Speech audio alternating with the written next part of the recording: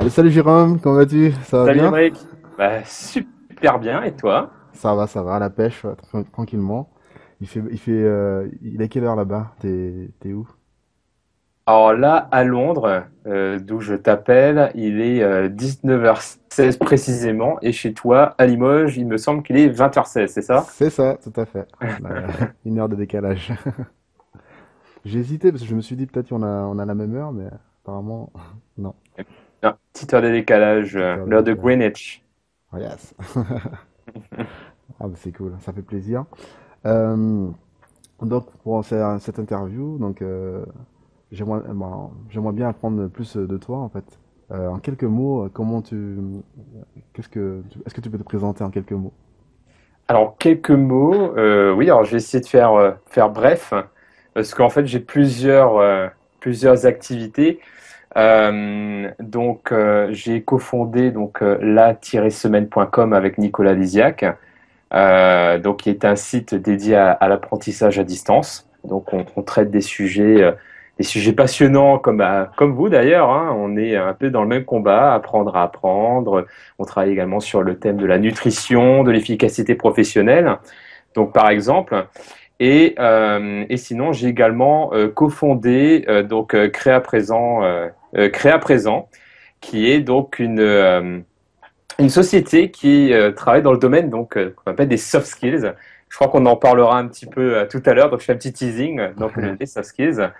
Et donc là, c'est plus, on va dire, dans le domaine de la formation présentielle. On fait des ateliers, des conférences. Je fais également du coaching en one-to-one, donc sur les thématiques du leadership, l'efficacité professionnelle, etc. Donc voilà pour ce que je fais. Sinon, je vis à Londres. Je suis fan de sport et des arts martiaux que j'essaie de pratiquer régulièrement et de tout ce qui tourne autour de l'apprentissage et de la progression professionnelle. Ok. Ça fait longtemps en fait que tu fais ça? Ces activités en fait autour de l'apprentissage et tout. En Combien de... fait, j'ai commencé, on va dire, en 2010, pendant mes études, en fait, avec un blog que j'ai lancé sur le domaine de l'entrepreneuriat. Et pour moi, c'était une bonne manière d'apprendre, pardon, par l'action. C'est-à-dire qu'avec ce blog, j'ai pu faire des interviews, rencontrer de nombreux entrepreneurs, tester de nouvelles choses également, parce que c'était donc un levier intéressant à exploiter pour tester à travers le web à moindre coût et du coup apprendre en testant. Et tout ça sur le sujet de l'entrepreneuriat. Donc c'était un peu par cette niche-là que j'ai voulu développer mon apprentissage. Et je me suis rendu compte à travers mes rencontres, etc., que dans la thématique d'entrepreneuriat, ce qui m'intéressait le plus, en fait, c'est l'état d'esprit entrepreneur, c'est-à-dire voilà, avoir la niaque, cette attitude envers les problèmes qui sont orientés solutions. Donc il y a tout ce côté état d'esprit et sinon tout ce qui est compétences, mais les compétences non techniques, comme par exemple la créativité, la motivation, etc., qu'on appelle les soft skills justement. Et du coup, ce que je me suis dit, c'est comment mettre ça, rendre ça accessible au plus grand nombre, mais pas uniquement à des entrepreneurs, ce qu'on considère comme, à tort, je trouve, comme les créateurs d'entreprises. Et ben, du coup, bah, c'est là que je me suis lancé dans ce domaine-là. Donc, comment ça a commencé après ça? Donc, après mes études, je suis rentré dans l'incubateur de mon école de commerce, où j'ai testé une idée qui est totalement plantée. Donc c'était une Mhm. grande source d'apprentissage. Et entre-temps, j'ai bien sympathisé avec mon ancien directeur de parcours, Fabrice Moléon, et un autre ami de promo, Julien Bourré. Et c'est là qu'on s'est lancé dans ces fameuses soft skills avec Créa Présent. Ouais, on a commencé en fait, pour la petite histoire, avec un module de 30 heures qu'on avait fait en école de commerce pour justement travailler ces compétences qu'on n'avait pas apprises à l'école. Donc là, l'idée, c'était de faire un cours qu'on aurait aimé avoir en tant qu'étudiant, qu'on n'a pas eu On a et pas eu. qu'on a voulu proposer à d'autres étudiants après nous. Et ça a débouché sur une méthode qui a débouché sur un livre, etc. Ah, c'est énorme. C'est bien. Euh, Donc voilà, et depuis, enfin après, entre-temps, j'ai rencontré Nicolas. C'était la même dynamique. Du coup, ça a permis d'avoir aussi cette porte ouverte sur le web aussi qui offre d'autres leviers d'apprentissage. Ah, tout à fait. C'est une belle expérience, ça. Ouais. Et est-ce que tu peux nous parler un peu de ta période scolaire? Quelles ont été tes stratégies de révision? Qu'est-ce que tu utilisais à l'époque? Oh là là. Stratégie, c'était un grand mot à l'époque. Je dirais, pendant ma période scolaire, j'avais plus une approche empirique, voire intuitive Ah, tu- que stratégique. Non, en fait, si on repart sur la période scolaire, moi je dirais qu'il y a deux phases. Il y a la phase avant prépa et la phase après prépa. C'est-à-dire D'accord, qu'avant la prépa, j'ai aucune stratégie. Je devais faire parce que ça devait être fait. d'accord. Donc c'était des objectifs imposés quelque part pour avoir des bonnes notes, il fallait faire ça et comme un mouton suivre un petit peu, faire les exercices, réviser quand il fallait réviser, et toujours à la dernière minute, parce que j'avais toujours une visibilité à une semaine. Après en prépa c'était un peu différent parce que la charge de travail était tellement plus énorme que du coup ça m'a obligé à avoir une vision un peu plus long terme, avec des dossiers à rendre un peu plus longs. Donc là, j'ai appris à gérer l'urgence, parce qu'il y a énormément de choses urgentes à gérer, mais aussi avoir une vision long terme et gérer son temps par rapport à ça. Et du coup, bah, par rapport à ça, stratégie d'apprentissage, moi, ce que je retiendrai, si je fais la rétrospective de ma période scolaire, ce qui marche le mieux pour moi, parce que je pense qu'on fonctionne de manière différente selon nos profils, nos intelligences multiples, nos prédispositions cérébrales, etc. Moi, ce qui marche le mieux pour moi, c'est de faire quelque chose enfin, d'essayer de mettre des choses que j'aime dans ce que j'apprends. Mhm. À partir de là, avoir la motivation nécessaire pour m'intéresser un peu plus au sujet, donc lire, réviser, etc. Mettre en pratique et surtout intégrer ça dans mon quotidien. Donc, par exemple, un truc qui marchait pas du tout avec moi, c'était les maths. Parce que les maths, j'arrivais pas à mettre des choses que j'aimais dedans, parce que j'aime pas les maths. Du coup, j'avais pas de motivation pour le faire. Je comprenais pas l'intérêt de travailler ces maths-là. Enfin, là, je parle des maths de prépa où c'était avec des trucs à n dimensions, des intégrales, enfin des trucs tellement Ouais. abstraits et C'est que très abstrait, ouais. C'est vrai. on n'utilisera jamais ça dans la vraie vie, entre guillemets.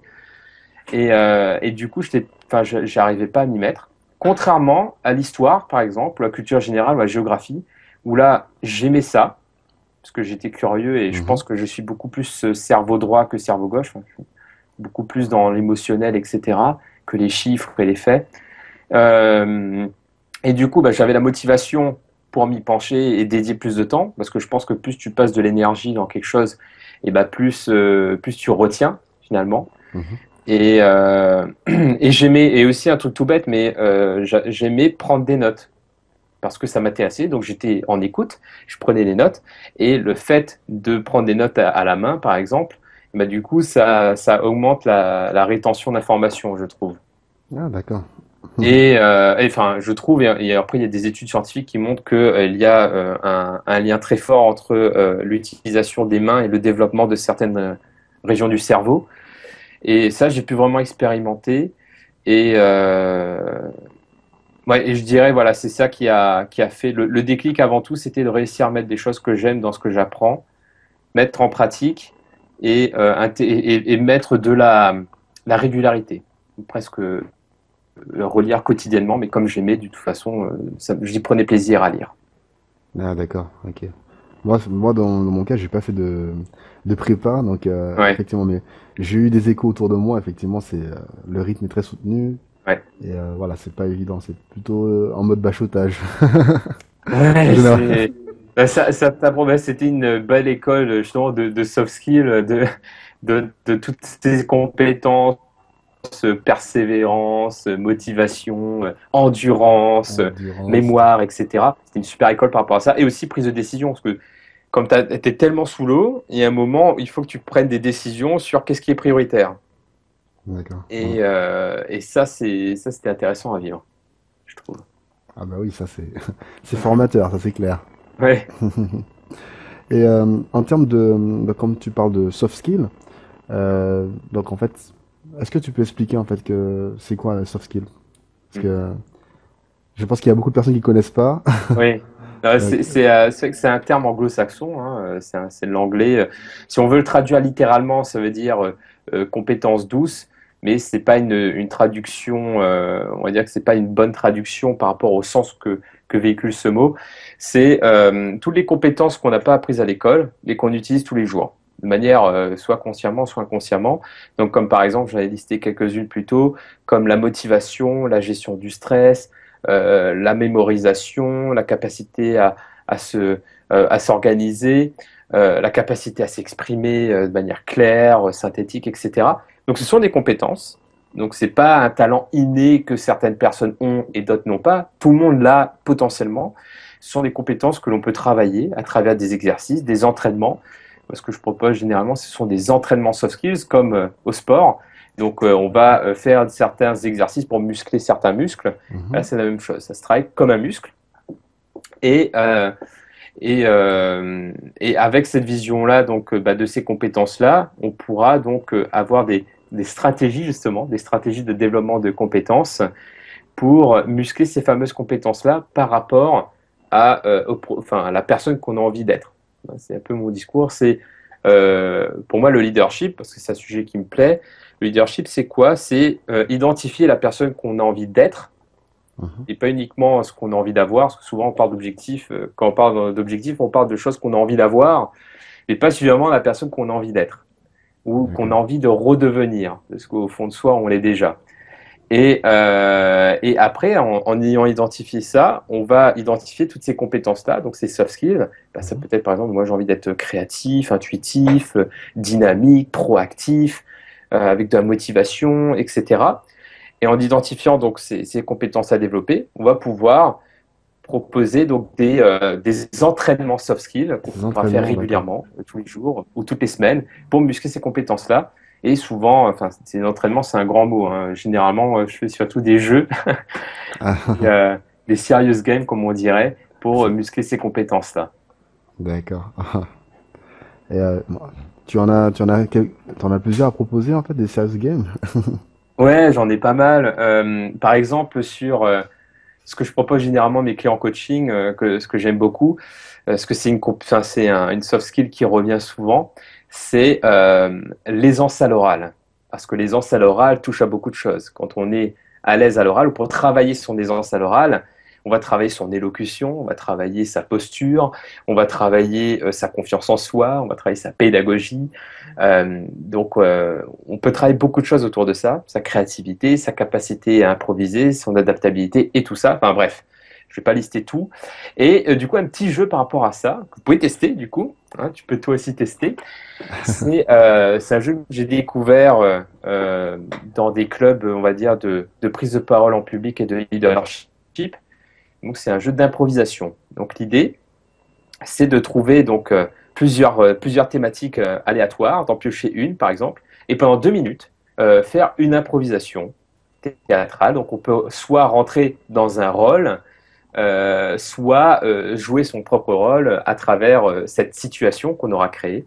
Donc par exemple, je sais pas, des sujets d'improvisation, ça peut être, vous venez d'être élu au présidentiel 2017, vous êtes au pouvoir, et là, vous avez 2 minutes pour faire votre première prise de parole en tant que président de la République, par exemple. Waouh. Ça peut être, ou ça peut être des trucs un peu plus tous, enfin les trucs plus marrants. Vous êtes une fourmi perdue dans une fourmilière et vous cherchez à retrouver votre chemin. Et du coup, ça peut être des trucs un peu plus déjantés aussi. D'accord. Et à chaque fois que l'on fait une improvisation, donc l'idée, c'est de se filmer. Donc là, par exemple, cet exercice qu'on est en train de faire, on est en train de se filmer, on est aussi sur un format d'improvisation parce que voilà, il n'y a pas de script, on a quelques lignes directrices, on a un cadre, mais on n'a pas préparé de texte à l'avance. Et C'est vrai. c'est une situation d'improvisation qu'on est en train de se filmer. Et ce qui est intéressant, c'est de se regarder la vidéo une fois l'exercice réalisé et d'identifier les points intéressants, donc les points forts de la prestation, Donc ça peut être par exemple, bah là, moi j'ai bien aimé la posture que j'ai faite pendant mon discours de président de la République. Ou si c'est le truc de la fourmi, c'est j'ai beaucoup aimé le travail de la voix que j'ai faite, par exemple. Identifier donc les les points forts Les de la points forts, prestation tout, tout. Mm. et les points améliorés. Pas les points faibles, les points à améliorer, avec des pistes d'amélioration concrètes. Et D'accord. faire ça régulièrement travaillera du coup les enseignera la créativité, parce que bah, oui, du coup, ça travaille, ça Ça libère travaille. l'imagination, l'adaptabilité, la confiance en soi, etc. D'accord, c'est très intéressant. Retenez, il n'y a pas de points faibles, des points améliorés. Exactement. Exactement. Euh, et donc j'ai vu que en fait tu as écrit un livre. Oui. Comment t'as eu l'idée d'écrire ce livre? Donc Alors, en fait, j'en ai écrit plusieurs en auteur seul. Donc, par exemple, là, j'en ai quelques-uns là en auto-éditeur. Mais je crois que si on parle de soft skills, oui, c'est surtout celui-là, le réflexe soft skills chez Duno, c'est ça? tout à fait, oui, je parlais dessus là. Ok. Bah, en fait, la petite histoire de ce livre-là, et en fait, on est trois co-auteurs. Donc, Fabrice Moléon, qui était mon ancien directeur de parcours lorsqu'on était en école de commerce, Julien Bourré, qui était mon camarade de classe, et D'accord. moi-même. Donc, en fait, on avait découvert ce. En fait, c'est Fabrice Moléon qui nous avait lancé sur la piste des soft skills parce il était très intéressé par les innovations pédagogiques, les grands courants justement innovants en matière de pédagogie et d'e-learning, etc. Et ce qui était intéressant avec les soft skills, c'est que ça permettait de regrouper plein de compétences et de champs différents à travers une philosophie. Et du coup, on a créé une méthode, la méthode Créa Présent, qu'on a utilisée pour nos cours en école de commerce. Mhm. Et en fait, en faisant des soirées networking, une fois, on a discuté avec une éditrice. Enfin, d'ailleurs, on ne savait pas qu'elle était éditrice à l'époque. Donc, on lui parlait de ce qu'on faisait. Elle a dit, bah tiens, ce sujet l'intéresse. Et en fait, il s'agissait de Juno. Et en fait, ce qui était intéressant aussi pour eux, c'est que ce sujet-là n'a pas été encore traité dans des livres francophones. Du coup, on a écrit quelque part le premier livre francophone sur les soft skills, et c'est comme ça que le livre est né. Le Donc livre est né. en janvier 2014. Waouh, ça va faire 2 ans bientôt. 2 ans. D'accord. Ah, il faut que je le lise, hein. Bah, tu me Euh, diras ce que tu en penses. ah ouais, tout à fait. Je te dirai, je n'y manquerai pas. Ok, avec grand plaisir. Euh, Sinon, à propos de la mémoire, as-tu des techniques, bon, est-ce que tu as des techniques de mémorisation à nous faire partager? Alors, en mémoire, c'est une des soft skills très importantes qu'on utilise au quotidien. Et donc moi, il y a plusieurs choses. On avait déjà un petit peu touché de ça avec nos discussions précédentes, en utilisant les mains, en faisant des choses visuelles, etc. Donc, quelque chose que j'ai découvert à travers mes recherches et à travers d'autres experts, c'est une méthode en fait qu'utilisait Cicéron. Donc à l'époque, ça date déjà de pas mal de temps. Mhm. C'est d'associer des images à des mots, mais de manière vraiment énorme. C'est-à-dire pas la petite image, si, je ne sais pas si on doit retenir le mot pomme, pas juste avoir la petite pomme comme ça en tête. C'est si on veut retenir une série de mots, une série de chiffres, c'est associer une image déjantée à chaque mot ou à chaque chiffre et de les relier entre eux à travers une histoire. Donc, par exemple, moi, je suis très, très, très mauvais pour retenir les numéros de téléphone. Ça, c'est ma faiblesse en termes de mémoire, les chiffres. Et du coup, ce qui est intéressant avec cette technique, c'est que ça me permet de retenir les numéros de téléphone et surtout de muscler, de muscler sa créativité aussi, cette technique-là. Donc, je prends un exemple concret. Donc, moi, pour retenir mon numéro de téléphone anglais, donc j'ai donné le début, je vais pas donner la fin parce que donner tout le numéro de téléphone comme ça sur le web. Non. Mais par exemple, donc c'est un numéro donc c'est 747 666 42 et il y a encore d'autres chiffres après. Notre chiffre, d'accord. Donc au départ, je me suis dit comment je vais retenir ça et en fait, c'est hyper simple. Déjà les trois premiers. Donc c'est bien de faire des groupes aussi pour retenir. plutôt que retenir toute une suite ou retenir un à un, c'est rassembler par groupe de trois. Les groupes de trois, le trio, il marche plutôt bien pour le cerveau, c'est quelque chose qui fonctionne bien. Mhm. Donc le premier trio, c'est 747. Quand tu entends ça, premier truc qui me vient à l'esprit, c'est un avion. Ouais, j'y ai pensé. Voilà. Donc, moi, l'image que j'ai, c'est un avion. Voilà, un 747 qui vole. Après, le troisième trio, c'est 666. Ah, ça, c'est la marque du... Comme dans les films, là. La marque Ouais, ou sinon, c'est le signe du démon aussi, je du crois. démon, oui. Dans les films, en fait, je pensais à la même Ouais, chose. ouais. Donc, du coup, moi, ce que je voyais, c'est un 747 qui s'engouffrait dans une faille de la Terre, qui rentrait dans les ténèbres ou en enfer. En Voilà, enfer. donc avec le feu partout, etc. Et ensuite, 42. 42, moi, qu'est-ce qui me vient 42? C'était pas évident. Et en fait, ce qui me venu 42, c'est l'école 42 Xavier Niel, par exemple. Ah ouais, pas mal. Ouais, ouais. Et du coup, je voyais donc l'avion ressortir des enfers pour atterrir dans l'école 42. D'accord. Ah, pas mal. Donc, une histoire totalement déjantée, hein, ça n'a aucun sens, et en plus, un numéro de téléphone. Mais, mine de rien, c'est hyper simple à retenir maintenant, parce que tu vois l'avion décoller, repartir en enfer ou atterrir au 42, donc 747, 666, 42. Nickel. Ah, mais c'est une très bonne méthode, ça. Et, euh, et donc ça marche plutôt bien, c'est fun et ça muscle d'autres compétences comme la créativité, l'imaginaire et je trouve ça vraiment intéressant par rapport à ça. D'accord. Donc testez chez vous, que ce soit avec des chiffres ou des mots, c'est vraiment intéressant à utiliser, je trouve. Ah, c'est pas mal. En fait, d'ailleurs, cette méthode-là que tu viens de donner, on en avait parlé lors du sommet mondial de la mémoire et de l'apprentissage. Il y a eu un expert qui en a parlé, en fait, de cette C'est- méthode. Je sais, il y a Jean-Yves Pons qui parle de ça aussi. C'était David Bordez. D'accord, ok. Voilà, il en avait parlé tout et tout. Avec Ouais, c'est une technique assez répandue, parce qu'il y a Jean-Yves Pons qui l'utilise, il y a Vincent Delourmel qui l'utilise aussi, Nicolas Lisiac exact. également. Donc c'est quelque chose qui a déjà fait ses preuves et qui commence à vraiment cartonner. Ah, Ouais. vraiment cartonné. Ah, tout à fait. Euh, Et sinon, oui, pardon, et du coup, pour apporter quand même quelque chose de nouveau, parce que comme tu le dis, c'est vrai que c'est assez répandu, il y a quelque chose aussi que je me rends compte, et notamment pour moi, ce qui me vient à l'esprit aussi, donc je parlais de mes points faibles, donc il y a les chiffres et aussi les langues. Donc les langues, c'est quelque chose où j'ai eu beaucoup de mal. J'ai toujours eu du mal à l'école, j'ai toujours des mauvaises notes, etc. Je parlais des maths, Tout comme mais moi. L'anglais, c'est ma bête noire. ouais, bah moi pendant longtemps aussi, c'était en voyageant que j'ai amélioré cette langue-là, mais sinon à l'école, Ah oui, là, une c'est clair. catastrophe. Et en fait, ce que je me suis rendu compte, il y a deux clés, il y en a plus, hein, mais les deux clés les plus importantes qui marchent avec moi, c'est baigner dedans tous les jours, Mhm. visuellement, vraiment se baigner dedans la langue avec les sens, le son, la vue. Bon, Mhm. l'odeur, c'est peut-être un peu plus compliqué, mais Ok. limite toucher, enfin, c'est vraiment optimiser le plus ses sens possible.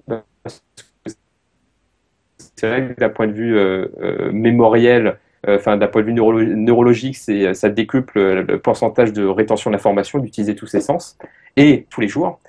Et la deuxième clé, c'est de penser en la langue. Avoir des territoires ou des moments où on pense qu'à cette langue, enfin Mhm. en cette langue, en fait.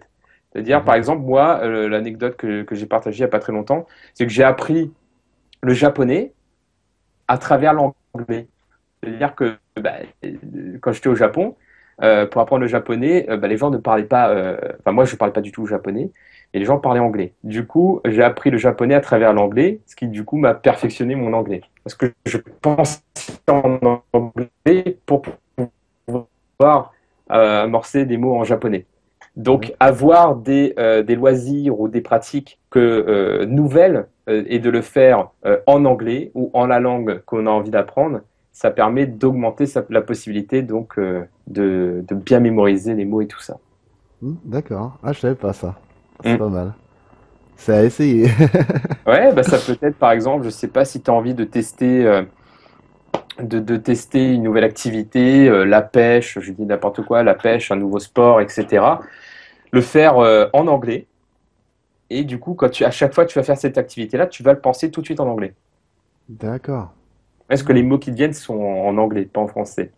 D'accord. Ah, tranquillement, quoi. C'est intéressant. Et est-ce que tu proposes par exemple des formations sur, par exemple, je prends un exemple pour apprendre pour l'apprentissage ou apprendre une langue, tout et tout. Tu proposes quelque chose? Alors oui, justement, bah, avec la semaine.com, on a quelque chose sur l'anglais, justement, où, bah, si tu me permets, je te donne un petit peu plus comment ça fonctionne, l'innovation pédagogique qu'on a mis dedans. D'accord. Et, Vas-y. et en fait, par rapport à cette formation, donc anglais immersion, c'est le nom de la formation, il y a deux éléments clés qu'on a voulu mettre ensemble pour justement avoir une formation qui soit différente de ce qui existe déjà. Parce que nous, notre objectif, c'est d'essayer d'innover, d'apporter quelque chose de nouveau et pas de mettre toujours de l'eau dans le moulin. Donc là, la première innovation, c'est de travailler les 1000 mots les plus couramment utilisés pour pouvoir comprendre ou avoir une conversation et comprendre au moins 80%, voire plus, de ce que l'on peut entendre dans la vie de tous les jours. Donc, D'accord. ce sont pas les mots scientifiques hyper, enfin, utilisés par les docteurs, etc. Mais dans la vie de tous les jours. Et donc, il y a 1000 mots comme ça à retenir. Donc, c'est sur 10 mois avec des challenges. Et on a fait des petits jeux, comme par exemple le bain linguistique, où en fait, on propose aux gens donc de justement de créer d'afficher les mots un peu partout chez eux pour justement avoir visuellement et du coup comme avoir des post-it aussi chez eux pour pouvoir aussi toucher. Et ça permet donc de baigner dans la langue tous les jours, surtout si on ne vit pas à l'étranger, parce que c'est vrai que c'est plus compliqué dans ce cas-là. Mhm. Et donc on a des quiz, etc., bien entendu. Et une autre approche aussi où je partage des conseils en soft skills, en fait, justement, tous ces petits conseils de mémorisation, des petits jeux visuels, des petits jeux d'interprétation, etc. Donc qui permettent donc de mieux mémoriser donc, les expressions les plus courantes en anglais que j'ai découvert à Londres, en fait, que j'ai découvert en voyageant Mhm. et pas à l'école. Parce qu'en fait, à l'école, on va apprendre des trucs. Moi, quand j'ai débarqué en Angleterre, j'utilisais des expressions que on m'a dit, mais non, mais en fait, on n'utilise jamais ça. On utilise plus ça. Voilà. Et du coup, moi, après, j'entendais des trucs qui revenaient souvent et qu'on n'entend pas du tout ça à l'école, comme, je sais pas, The Elephant in the Room, euh, des trucs comme ça, Ah, qui sont vraiment utilisés régulièrement. Donc du coup, j'en ai listé quelques-unes, non pas toutes bien entendu, mais c'est d'utiliser celles qui sont les plus couramment utilisées, celles que j'entends le plus souvent en Angleterre. Et à travers chaque expression, en fait, il y a un exercice soft skills associé. Donc c'est d'accord. une expression anglaise, puis ensuite le petit exercice soft skills. Donc ça peut être un petit jeu d'interprétation, un petit jeu de dessin, etc. D'accord, ok. Ah, c'est bien ça. Et en plus, t'es bien, comme tu vis là-bas, t'es vraiment en immersion, donc au Ouais. niveau ouais, tu peux vraiment. Ah, c'est bien, c'est une très bonne idée ça. Merci. Je- Il faudrait que tu me partages le lien en fait, comme ça je vais le partager. Ouais, bah, je vais te donner le lien bah, si vous voulez en savoir plus sur la méthodologie, l'innovation, etc. de la méthode, avec grand plaisir. Et D'accord. si vous voulez en parler, voilà, si personne n'a des questions, tu pourras transmettre mon email, c'est un grand plaisir pour échanger avec eux. Ok, bah c'est parfait alors. Je te remercie. Merci à toi. Et d'ailleurs, bientôt tu auras, tu vas, ouais, tu as organisé, tu vas organiser la semaine de développement personnel. Oui, Ça aura lieu en janvier, c'est ça? c'est la dernière semaine de janvier exactement, où là, il y D'accord. aura d'autres sujets traités, notamment autour de la persévérance et de la vision long terme de ces projets. Ça fait partie ouais, de ces sujets-là. Donc oui, dernière semaine de janvier 2016. D'accord. En plus, il y aura beaucoup d'experts en plus. Ouais, c'est notre gros événement de l'année où ouais, on a pas mal de monde. Oui. D'accord. Ah, mais c'est parfait alors. Ok, ben je te remercie. Merci à toi. Jérôme. Merci à vous tous d'avoir suivi cette interview. Voilà, merci à tous. Et donc du coup, je vais partager justement les liens pour ceux qui veulent aller plus loin et pour avoir des méthodes d'apprentissage, pour Ok, booster son apprentissage. Donc voilà, je partagerai les liens. Et bon voilà, je te dis à la prochaine. Et ça marche. Allez, merci. À la prochaine et on discute de tout ça. ça roule. Merci. Salut. Salut.